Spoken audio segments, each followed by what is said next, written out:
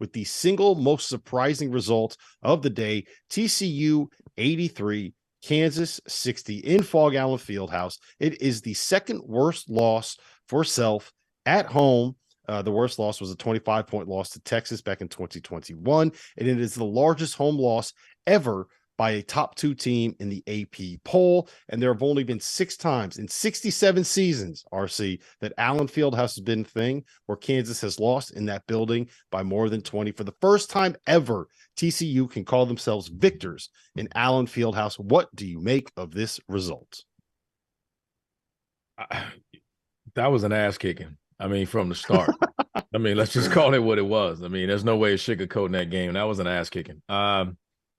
If you're Kansas, I mean, obviously at home, it was bound to happen. You don't want to see it happen like that. I think there are some things that they're going to have to adjust. I mean, you know, the biggest concern that I had about Kansas going forward is I'm a huge fan of DeJuan Harris, but he's got to figure out a way to be more effective. Just a threat to score. Other than that, shots didn't fall tonight. TCU is good. I mean, we know they're good. They're like I've said before, they're the fastest team probably in college basketball. They play at a pace and lead the nation in fast break points. But the only thing, I'm not worried about Kansas at all, but I am concerned that DeJuan's got to look to score. Like, he's not even looking. And it's allowing teams to just say, hey, he's not going to shoot enough, so we ain't got to guard him. And that kind of, you get to help out on other guys. Grady Dick needs that space. Jalen Wilson, he's playing. Wilson's playing out of his mind right now. I don't know what the hell's. I mean, how do you stop him right now? He's looking like the next guy. But more happy for TCU than I'm worried about Kansas, if that's the question. I got no concerns about Kansas, but I do think the only concern I have with him is just DeJuan Harris, point guard, looking to shoot more. Yeah, for me, when I watch Kansas, I think they've been getting off to slow starts lately, and they've been having these comeback wins. And, you can only do that for so long. And to me, Allen Fieldhouse is the toughest place to play in college. And they've been getting away with that for a little bit. But TCU, just like RC said, they came in there and kicked their ass and kind of woke them up. Am I worried about Kansas? No, I don't think they had a good shooting night. I think Grady Dick really struggled. And I don't think that's going to be an issue going forward. He is a freshman, and he was, they're going to have those lapses at times. But, they got off to a bad start like they've been doing, and they just couldn't come back. And combined with the bad shooting night, they got themselves in too big of a hole. I still think they're the best team in the Big 12 when they're clicking. So I don't think this is going to last long at all. I am a little bit worried about Kansas. I'm going to throw this back to you guys. You mentioned RC. DeJuan Harris, last 3 games, 1 for 13 from the floor, 1 for 5 from 3. He scored a total of 3 points. Jalen Wilson, last 2 games, he has 68 points. The rest of the team has 75. If he has anything close to an off night, then they get blown out in those 2 games. Oklahoma State, they came from behind at home to win. Texas Tech, they came from behind on the road to win. Oklahoma, they came behind from home at home to win.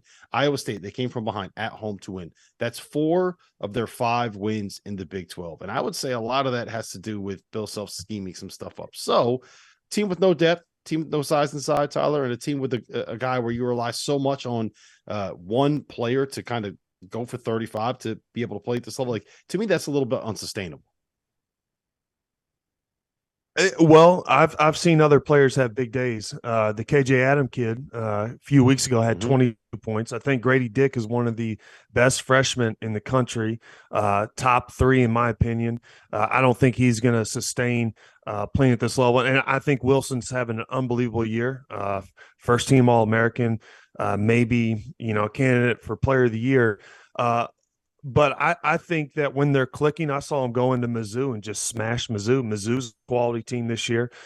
When they're clicking and they're playing well, I think Self's done a great job adjusting and changing his kind of style with the bigs, kind of moving around, kind of spreading it out and going 4 out, 1 in. But I disagree. I think they're the best team in the Big 12, and I don't think this is sustainable. This playing like this bad against TCU. TCU is a good team too. I am concerned about their shooting consistently. But again, I'm more on the side with Tyler. I don't see. I'm not concerned like they're gonna fall off, like they're in danger of falling off the map or anything like that. They're fine. You know, Bill Self's the best coach in the country. I mean, I don't think you're gonna get much of an argument for that. He'll figure out a way. They played against a difficult team. They wasn't making shots. And like I said, the only concern that I really have is I'm not worried about Grady Dick. He'll figure it out. I think if I was a nitpick, I'd say maybe he settles for threes a little too much. I'd like for him to play off his J a little bit, maybe put it on the floor a little bit more. But Harris got to look to score. He's got to because now teams, to me, it looks like teams are just scouting him and just saying, look, he ain't looking to shoot. Just back off of him, help out on other guys. If he starts looking to score at least 8 points or so, just be a threat. Then I think that and make those open shots, right? Like you gotta force defenses to guard you. All right, let's talk about the other side of this. TCU, how good are they? Because they're one of those teams where I can see them making a run to the Final Four.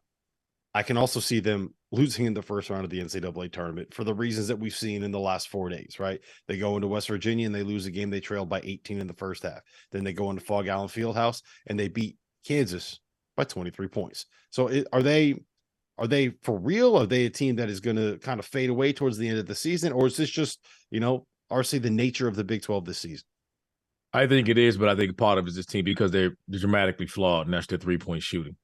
Now, they compensate that by they're the fastest team in the country from one end of the floor to the other. They got guys coming at you. They're going to rebound it. They lead the country in transition offense. So that's the way they're going to attack you. Are you going to commit to going to the glass? Because if you go to the glass and don't get it, you're giving up buckets. They're attacking you. We're going to talk about that later. I mean, you got guys. Miles sees it one-on-one. He's going. So you got to get multiple guys back, keeping them, making them play. If you can make them play in a half court, then you can get them. And some teams, if that's their philosophy, not going to the glass, coming back, you got a shot. But today they shot it well. They were 8 of 15 from behind the line. If they shoot at that clip, I don't know who's beating them, if anybody's beating them. But if you ever watch them play against them, they're going to make 8 threes. Oh my God! If they hit 8 threes, forget about it because they're so fast. They got so many guys attacking you off the dribble. They're a serious problem. But if you can get back, make them play 5-on-5, I think that's the kryptonite.